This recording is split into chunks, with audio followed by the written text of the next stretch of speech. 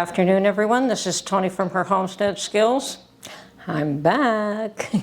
Yeah, I have to apologize for just like disappearing for, I don't know, a week, 10 days. I don't know how long it was, without giving anyone notice. And for all of you who said you missed me, well, I missed you too. So I'm glad to be back.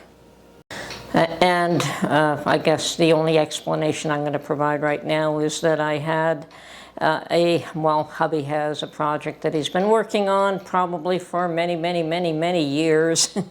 And he's found a way to finally put something together. And we've been working on that. And we'll know within the next few days if anything will come to fruition on that. But we'll see what happens. I mean, it will be quite the change. So many things have happened while I was away, even locally and the U.S. and pretty much everywhere. Trump is certainly making headway, and as Mark said, the liberal heads are exploding. They don't like what he's doing, and they have no way to counter it except to complain, and well, we'll see what happens there. He's getting his team in place, and that's not a bad thing. And yes, I understand that there are still tariffs against Canada coming possibly within a day or two. February the 1st is the date that I've heard, although that may be put aside for 30 days or whatever, I don't know what negotiations are going on behind the scenes, and frankly, I'm not really too worried about the tariffs for one thing. Mostly what we sell to the U.S. is lumber and oil, and with the need to rebuild both North Carolina and California, and the requirement to drop gasoline prices, I don't know that there'll be too much of tariffs on those, and if there is, what can you do? And of course, our Premier of Ontario, I guess that would be like your governor in the U.S., so the Premier of Ontario is taking full advantage of that, Never let a good bit of chaos go to waste, or whatever you call it. So instilling fear, claiming that there's going to be 500,000 jobs lost, and that's just for the province of Ontario should tariffs go into effect. Now, nobody really knows what the tariffs, if they do go into effect, what they will be against, whether it will be for all products or for selective products, or once again, who knows. But he's using that to take advantage, and he's called an early election. So it looks like we're going to have 2 elections in Canada, one in Ontario specifically for the Premier, and he didn't have to call this for another year. But he's taken advantage of the situation and stoking fears, and, people believe what they hear. What can I say? And then the federal one is going to happen, period. But meanwhile, the ones that are negotiating with Trump for the tariffs are still Trudeau and the premiers. Now I understand that the Premier of Alberta is against retaliatory tariffs, whereas the rest of them are not. So anyway, as I said, none of this is of real concern to me. I don't care. They'll sort it out. They'll play their games. They will win or lose. Everyone will get past all of it eventually. So they'll come to new arrangements and new agreements, and I've heard the possibility of using, rather than tariffs per se, or rather than trying to become the 51st state, that maybe a common currency, maybe Canada could take on a U.S. currency, and I'd have no issue with that whatsoever. I think most Canadians still want to be Canadian. I don't think that they want to become the 51st state, and I don't think that our politicians want their ways of controlling the country disrupted either. But anyway, we'll see what happens. Life has changed, life goes on, we all adapt, and no worries here. Okay, well, since I got back, I started doing a little bit of house cleaning. It's amazing how much dust builds up while you're away. Now, this place, for some reason, it's always dusty anyway. I could dust one day, and the next day I have to dust again. So being away as long as what we have, I've had quite the chore this morning, trying to sweep and clean and vacuum and try to get things looking a little bit tidier. And I haven't really unpacked as of yet or done the laundry, but that's got to be coming.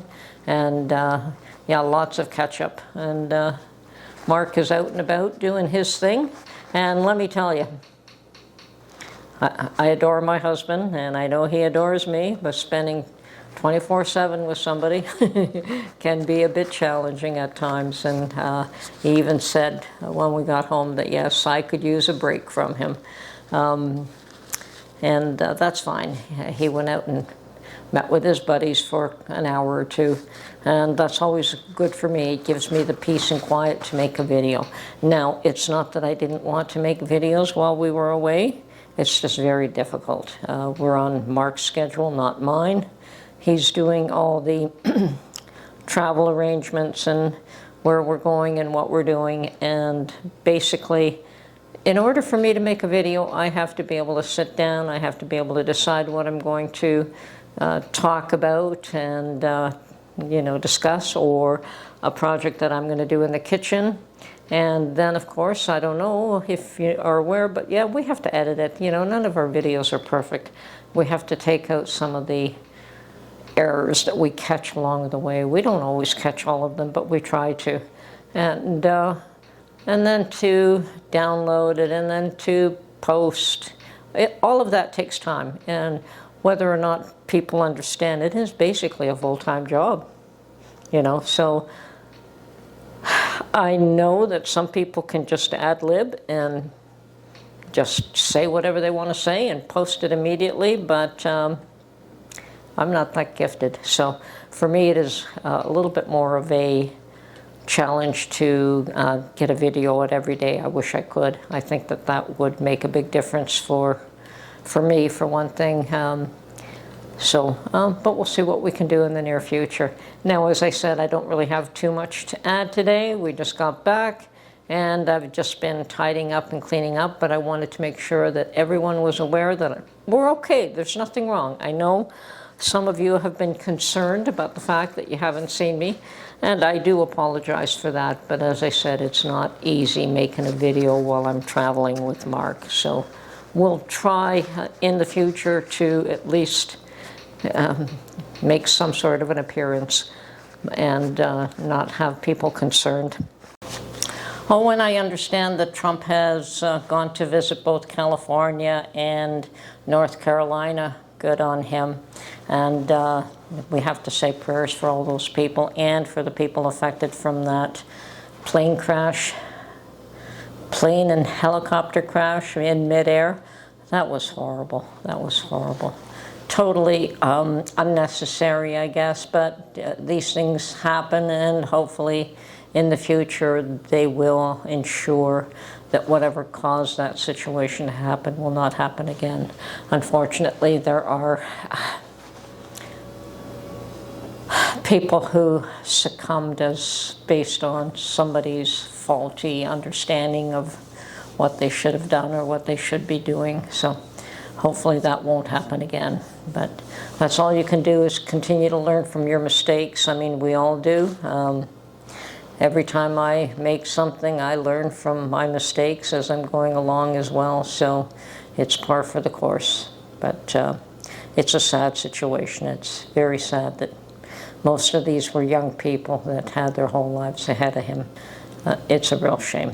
So prayers go out to them and their families. And yeah, seems like, well, let's see what can be done. Oh, and Gitmo. Yes, I've heard that Gitmo is going to be used to house people that they've caught and had no place to put. Fabulous idea, fabulous idea. go for it. Anyway, I'm sure that there's going to be lots of changes to come, so we'll keep an eye on that. And on a personal level, it doesn't bother me. I think it's all a good thing. And as far as Canada and the U.S. is concerned, we'll iron out our differences. We always have, and we always will. We're far too close and friendly neighbors in order for that to turn ugly. It can only turn ugly if people get there, if they stop thinking. So, but I don't think that'll happen. I think that cooler heads will always prevail. Lots of reason for that. Anyway, this is Tony from Her Homestead Skills. Hope everyone is having a wonderful day, and we will talk to you real soon. Bye for now.